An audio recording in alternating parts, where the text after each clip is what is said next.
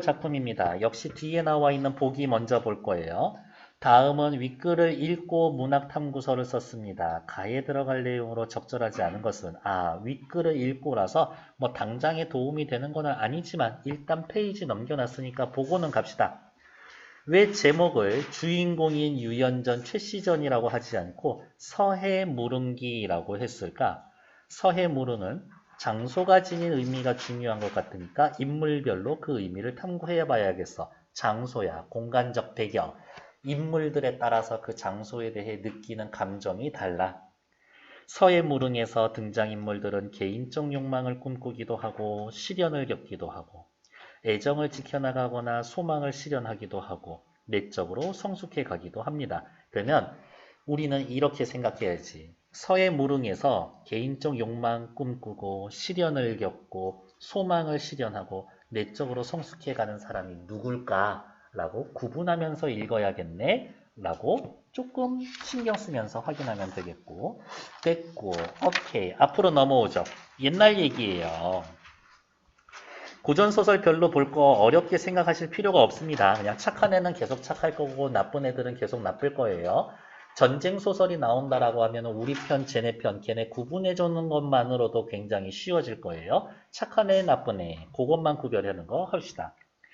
유연과 최월해는 홀레날 도적 장군이 최씨를 납치하여 서해무릉으로 끌고 갑니다. 그럼 위에다가 이렇게 쓸까요? 유연이랑 최월해랑 결혼하려고 했었는데 도적 장군이 최씨를 납치해 갔습니다. 이렇게 대립관계죠. 그리고 현재에는 이렇게 둘이 있겠구나. 결혼할 여자가 납치됐는데 남자라 가만히 있으면 안 되지. 찾으러 가야지. 어디로? 서해무릉으로. 그러면 서해무릉에 갇혀있는 최씨한테는 서해무릉이 시련의 공간이겠네.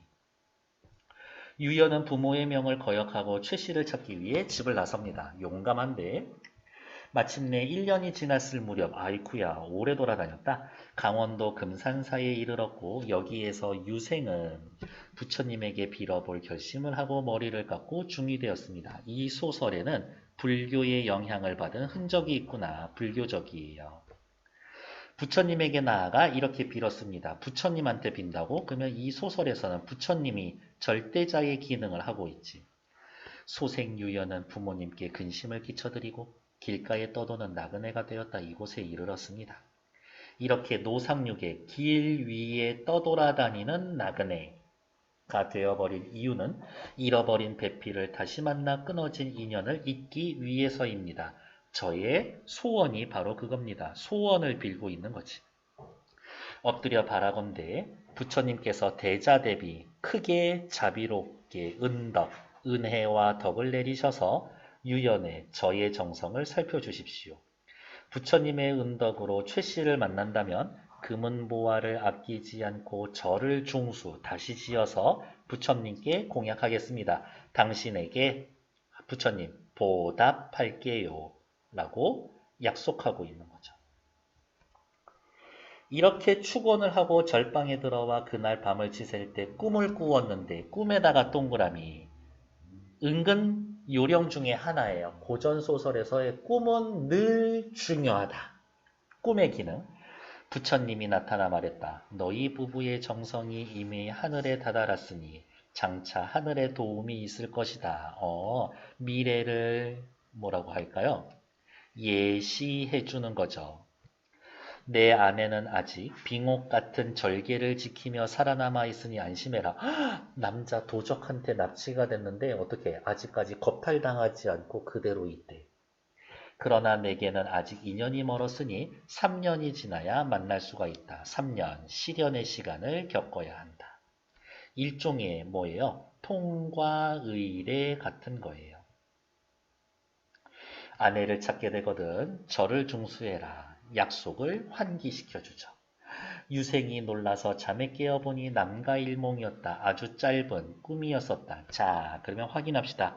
꿈에서의 기능은 뭐예요? 너에게 앞으로 좋은 일이 있을 것이다. 미래를 암시해주고 그 다음에 너 3년은 더 고생해야 되는데 라고 이야기를 해주고 있죠. 어쨌든 미래를 암시해 줍니다.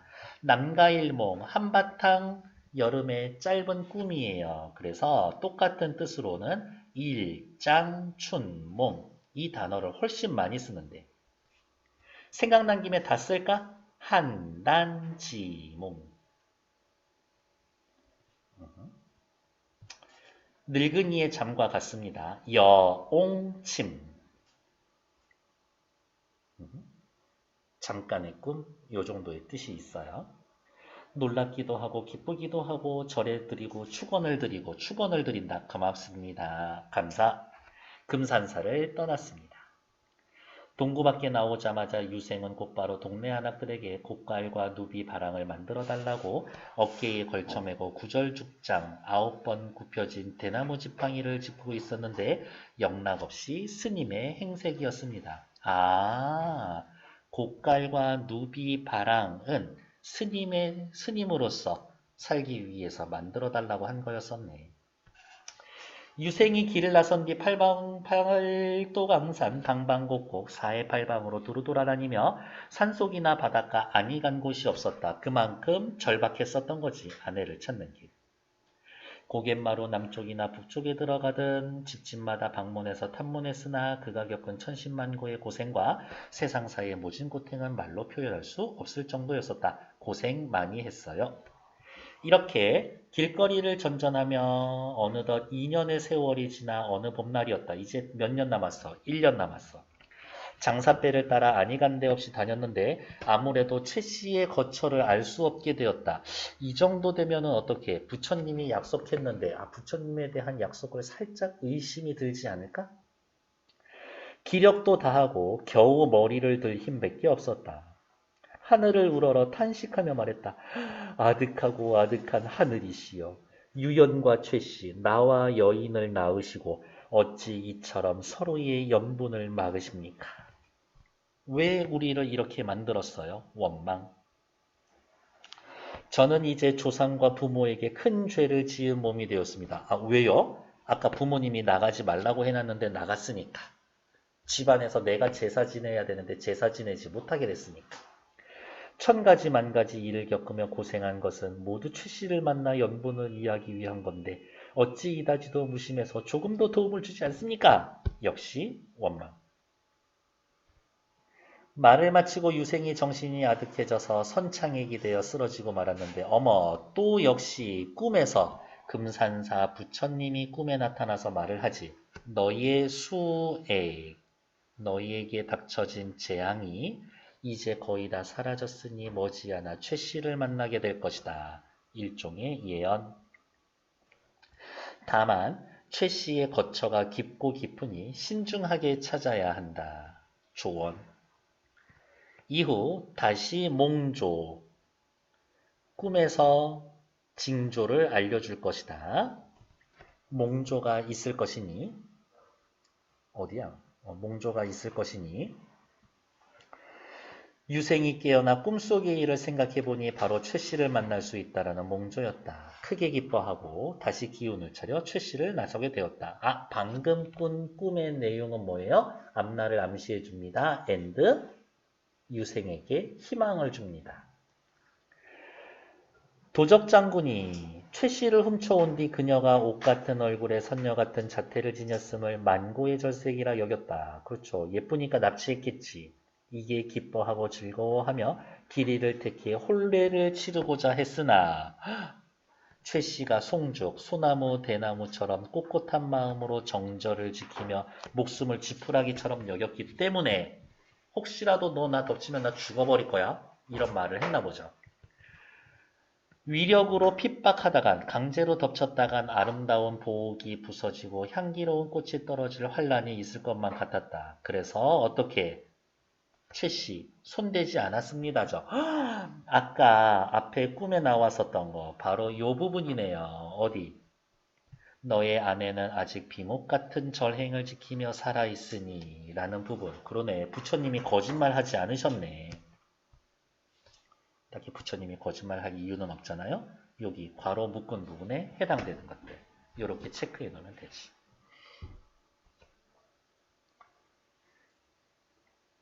최 씨가 서해 무릉에 온 지 수삼년이 되었으나, 오케이. 서해 무릉에 갇혀 있잖아요. 그러면 최 씨한테 있어서 서해 무릉은 시련 고난의 공간이고, 유 씨가, 유생이 여기에 도착한다면 만나겠지. 소원을 성취하는 공간으로 가겠죠. 몸을 일으켜 연보를 옮김이 없었는데, 어디 산책 같은 거 한 번도 안 했었는데, 이 중략 부분에 뭐 있어요? 꿈을 꿨는데 그 꿈에 너의 남편 유생이 너를 데리러 올 것이다. 이렇게 이야기하는 꿈을 꿨던 거지. 이날은 꿈속의 일을 의심하여 한번 밖에 나갈까 생각을 했다. 이에 개선이 크게 기뻐하여 하인들에게 채비를, 웬일이야 웬일이야, 맨날 짱 박혀 있었던 여인이 산책 나간대. 빨리. 개선이 이끄는 대로 따라와 나와 보니 서쪽의 강물이 국도라 흐르는 곳에 우물이 있고 흰 옷을 서입은 여승이 바람을 메고 대나무 막대기를 쥐고 서 있었다. 눈을 들어 살펴봤더니 삿간 밑에 옷 같은 얼굴을 한 여승이 아니라 바로 자신의 지아비 유연이었다.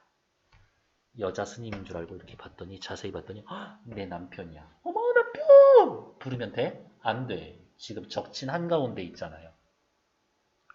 최 씨가 보니 낯빛과 용모가 바뀌고 풍채와 신수가 초췌하고, 자기 찾으러 이렇게 고생했구나. 그래서 가슴이 찢어지는 듯 미안하기도 했겠지. 더구나 이렇게 머리를 깎고 중이 되는 부끄러움도 무릅쓰고 허다한 풍상, 바람과 서리, 천신만고의 고생을 겪은 게 모두 자기 때문이었으니 최 씨의 심정이 오죽하였겠는가. 이거 누가 한 말이에요? 서술자가 개입한 거야. 그래서 고전소설 보면 한 번쯤은 서술자의 개입 나올 것이다. 다른 말로 뭐라고 이야기해요? 편집자적 논평 나올 거니까 꼭 확인하시라. 아주 놀라고 기뻐하여 침통해 있다 가만히 생각해보니 아주 위태로운 상황이었다. 굉장히 신중한 성격이야. 남들이 유생의 정체를 안다면 어찌 될 것인가 생각이 여기에 미치자 몸과 마음이 어지러워 진정할 수 없었으나 옆에 개선이 있고 좌우에 눈과 귀가 있어 두렵고 반가웠고 놀라운 기색을 억지로 참으며 어찌할 바를 모르겠다. 한편 유생은 온 나라를 떠돌아다녔어도 끝내 찾지 못하다가 오늘 여기에서의 최 씨를 만나게 되니 천만의외였었다. 그저 대문 밖에 앉아 좌우로 경치를 구경하고 있었는데 사람 소리가 들려서 가봤더니 어떤 예쁜 여자가 비단 옷을 입고 있어 혹시 살펴봤더니 어머, 자신이 찾고 있었던 최 씨였었다. 괜찮나요? 둘이서 이제 서로의 존재를 확인했습니다. 이 정도 되는 거겠지. 아까 보기 봐왔었던 거 45번만 같이 확인할 거예요. 1번 수삼년이 지나도록 유연과 떨어져 지냈었다. 최 씨에게 서해 무릉을 납치당한 여자에게는 시련을 겪는 공간이다. 괜찮죠? 최 씨를 납치한 뒤 혼례하려고 했다. 도적 장군에게는 여기에 있으면 이 여자랑 결혼할 수 있어. 욕망을 드러내는 공간. 괜찮지? 잃어버린 배필 최 씨와 다시 만나게 됐다. 유연. 내 소원은 나의 여인을 찾는 거였는데 소망을 실현하는 공간. 괜찮지? 도적으로부터 정절을 지키며 마음을 돌리지 않았다. 최 씨에게는 나는 내 남자 한 명만 바라봐 애정을 지키는 공간. 괜찮네요. 답은 5번이겠는데 유연이 최 씨의 도움으로 용맹과 지략을 갖추게 되었다고? 정말? 유연에게 내적으로 성숙해지는 공간? 정말? 남자가 도와줘서 여자가 용맹과 지략을 갖게 되었어? 아니야. 원래부터 좀 대범하고 신중하고 그런 성격이었어. 5번 틀린 얘기죠. 43, 4 두 문제 2분만 드려볼게요. 시작! 42번 언어유희 말장난을 통해서 웃겨? 나 웃긴 장면 별로 없는데 1번 탈락. 풍자적 서술 크크크 저 자식 멍청이 인물의 행위를 비판한다? 그런 거 별로 없죠? 서술자의 개입을 통해 주관적 견해를 드러낸다? 정답. 그리고 빨간색으로 밑줄 그어. 고전소설에 이거 거의 웬만하면 있어. 거의 웬만하면 있어. 아, 그런데 선생님, 저 한번 서술자의 개입이 어디에 들어가 있는지 제 힘으로 찾고 싶은데요. 알겠습니다. 서술자의 개입이란 단어에다 동그라미. 어떻게 찾으면 되냐? 엄청 간단해. 1번. 큰 따옴표에 들어가 있지 않은 말. 큰 따옴표에 들어가 있지 않은 말. 중에서 2번. 보통은 어찌 뭐뭐 하지 않으리요 라는 식으로 서리법 쓰여져 있는 문장 찾으면 돼. 서리법 문장 찾으면 돼. 혹은 이렇게 큰 따옴표 없는 말 중에서 인물의 심리를 드러내주는 말들 있죠. 그런 것들 찾으면 돼. 근데 거의 2번 가기 전에 찾게 될 거예요. 웬만하면. 이게 요령 아닌 요령 같은 거지. 모의고사를 보는데 시간이 너무 없어. 고전소설이야. 어떡하지? 보기만 봐도 이거는 안 읽고도 3번이 답이야. 이거 무조건 답이야. 그럴 수밖에 없어. 제가 독서 지문 할 때에는 이런 문장이 중요한 거예요. 뒤에 무조건 물어볼 거예요. 라고 계속 얘기하고 문학에서 내가 제일 많이 하는 말은 이 말 자체는 무조건 맞는 말이에요. 그런 얘기 되게 자주 하거든. 그런 문장만 익혀놔도 나쁘지 않아. 4번 보러 갈게요. 구체적 시대 상황, 몇 년대, 무슨 시대, 아무것도 없어. 탈락. 사건의 반전을 통해 인물 간의 갈등? 아니요. 딱히 반전은 없는데 찾으려고 하니까 찾게 해주고 찾을 거야 라고 말했었던 그 시기쯤 되니까 우연히 만나고 그러니까 5번. 뭐 딱히 없어. 다음 페이지. 보기를 참고하여 윗글을 이해한 내용으로 적절하지 않은 것은 A. 유연과 최씨가 이별합니다. 누구 때문에? 도둑놈이 여자 납치해 가서 그렇죠. 1번. 도적이 최씨를 납치했다. 오케이. B에서 고난을 겪고 재회합니다. 유연이 재회하기 위해서 팔도강산 헤매입니다. 그렇죠. 여인을 찾으려고 여기저기 떠돌아다니지. B에서 유연은 초월적 존재, 누구? 부처님을 통해 꿈에서 재회할 거라고 예상합니다. 괜찮죠? B에서 최씨는 개선의 신뢰를 얻어서 최씨, 아니요. 아직도 개선, 어떻게? 두려워하고. 제가 알아채면 어떻게 하지? 눈치 보고 있지. 그러니까 4번 틀리죠. C에서 최씨는 유연의 정체가 탄로날까봐 걱정하고 있어. 모르는 척 이야기해주고 있죠. 답은 4번. 다음 A와 B의 말하기 방식으로 적절한 것을 하나씩 찾을 거예요. 일단 앞으로 넘어가서 A 어디 있어요? A. 제가 이렇게 소원을 비는 이유와 어떻게 하겠습니다. 보답할게요. 그거죠. A만 보면서 살펴봅시다. 예상되는 부정적인 결과를 부처님한테 경고해 탈락. 문제의 원인을 찾아 해결 방법 제시, 지가 찾고 다니는데 해결 방법을 지가 제시해 탈락. 조건을 내세워 자신의 입장을 밝히고 있고 나쁘지 않아. 절 지어드릴 테니까 해주세요. 상대방의 잘못으로 인해 겪는 어려움을 호소. 부처님 때문에 헤어져서 탈락. 행동의 이유를 밝히며 제가 이렇게 기도하는 이유가 뭐냐면요. 그리고 제가 원하는 건 이겁니다. 얘기하죠. 오케이, 괜찮아. 답은 3번, 5번 둘 중에 하나. 그 다음 B 확인해 봅시다. B. 2년이나 고생했는데 언제 만나게 해주실 거예요. 원망하고 있죠. 3번. 잘못을 인정하며 제발 용서해 주세요 부처님. 부처님한테 잘못한 거 없는데 탈락. 정답은 5번. 도움을 주지 않는 부처님 원망하고 있습니다. 정답. 45번 아까 확인했었고. 오케이. 잠시만요.